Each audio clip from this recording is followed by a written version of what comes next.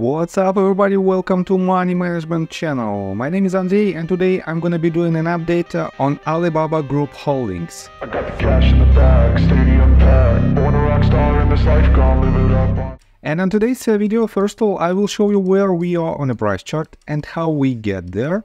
Then we'll continue with the fundamental news and I will show you what news might be the crucial news for this asset for upcoming weeks. And at the end of this video, I will share my thoughts and my technical analysis. And I will show you what should we expect next. So let's start with the price chart. I made my previous video right here. At this point, basically I started to record my video at this point, and while I was creating it, the price dropped to the downside on the pre-market hours. And my main assumption was that we should retest this range of support, that is basically the bottom of the previous B wave, in order to confirm this ABC correction. And with this breakout, we pretty much confirmed this ABC correction. This means we might have a retest of its lowest point at roughly $70 mark.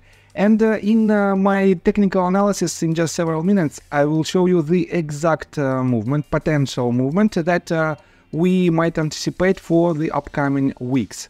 And let's continue with the fundamental news. What was the reason of this quite significant movement to the downside?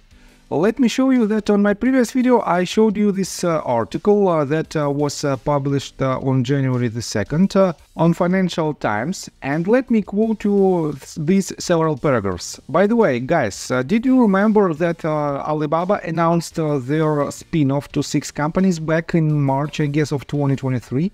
And since then we don't have any information about this, and this is one of the major negative catalyst, negative internal catalyst for the company for this movement to the downside. And let me quote you further.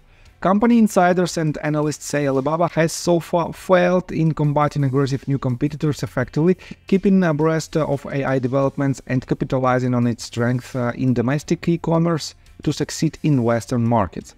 The Financial Times spoke to 9 Alibaba employees who painted a picture of a failing enterprise trying to chart a new course after canning crucial planks of an ambitious restructuring plan that was supposed to revive its fortunes.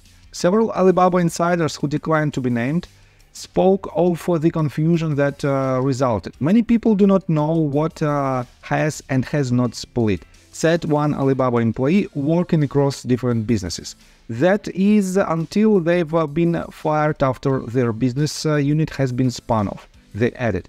And this uncertainty inside the company itself definitely leads to more bearish pressure from the market. And let me show you that in general, we also have quite negative forecast for upcoming weeks. We are on South China Morning Post, and this article was published just yesterday and is titled Hong Kong stocks surrender gains as sell-off in Alibaba, JD.com and tech peers drags market to 13-month low. China will use monetary tools to provide strong support for economy, state-run Xinhua news agency reported on late Monday, citing a central bank official.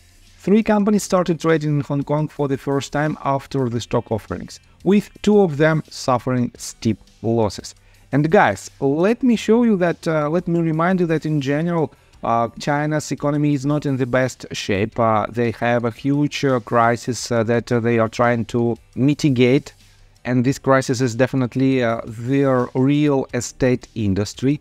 And for now, they have some problems even with their labor force, and this is also drags all the companies from China to the downside. On top of that, let me show you that we have 2 more analytic firms that reiterated their rating just yesterday.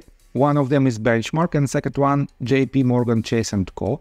They both lowered the price target, but they remain the same rating. One of them set it to buy, second one to overweight.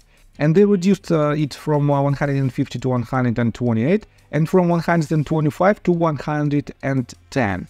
And these price targets are still higher than the current price, and it has more than 78 and 53% of upside potential. But in general, it is not the best sign when companies lowered their projections.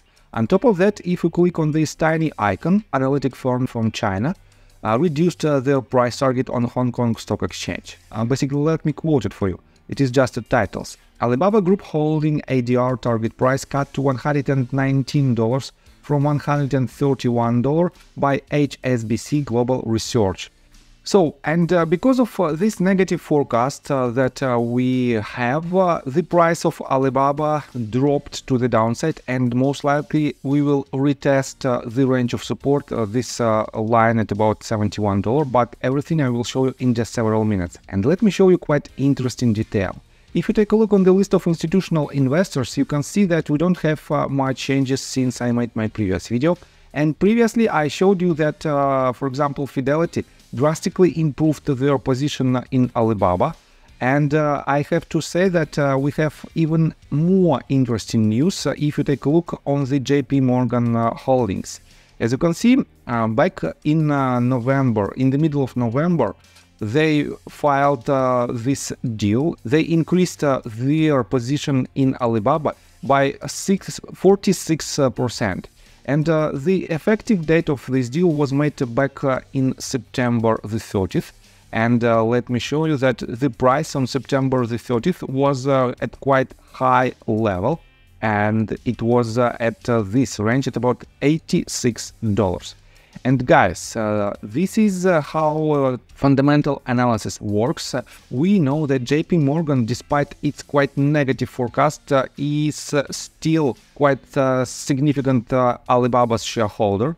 And that is why we have to be cautious, but we might be cautiously bullish right after this asset hit its crucial points. And let's continue with the technical analysis. But before we dive deep right here, please subscribe to my channel, hit notification bell and hit the like button. This helps me a lot. So guys, I don't want to make a very thorough technical analysis on its latest movement. We have potentially, we already completed internal wave. Let me show you like this. This might be the first wave, deep retracement to the second. This is the third one, this is the fourth, fifth wave right here, but we have this tiny blip, and this is another 5-wave structure. This is the first wave, this is the second, this entire structure is the third one. We are about to see the bounce to the fourth one that potentially might retest again this range, and another leg to the downside that will lead to lower prices. And this is my main assumption so far. I have to upgrade this degree, and we have something like this. And guys, what might be the bottom of its upcoming price action? Let me show you quite interesting detail. Previously, I drew this channel by connecting several tops and projected to the bottoms, and we have quite a good reaction out of these ranges. Then we broke it to the downside, we tested this range from the bottom as the range of resistance, then broke to the upside. But guys, take a look right here. If I clone this channel and if I connect this top with these bottoms and make it shorter, I don't need this quite long tool, we have another channel. It is slightly, basically it is the same channel that is located a little bit lower. And if my assumption is correct, we might land somewhere at these ranges. And guys, if you zoom out to, for example, 4 hours time frame, you can see that we have major ranges of support at roughly $1660 mark. But right before that, we have another set of ranges somewhere at 63.58. This means we might land potentially at this level from $65 to $63, but this will happen within next, I guess, 3 to 6 weeks. And I think that's all information that I want to provide you. If you like my video, please hit the like button and subscribe to my channel with notification bell. And see you guys and girls next time. Bye! I got the cash in the bag, stadium packed.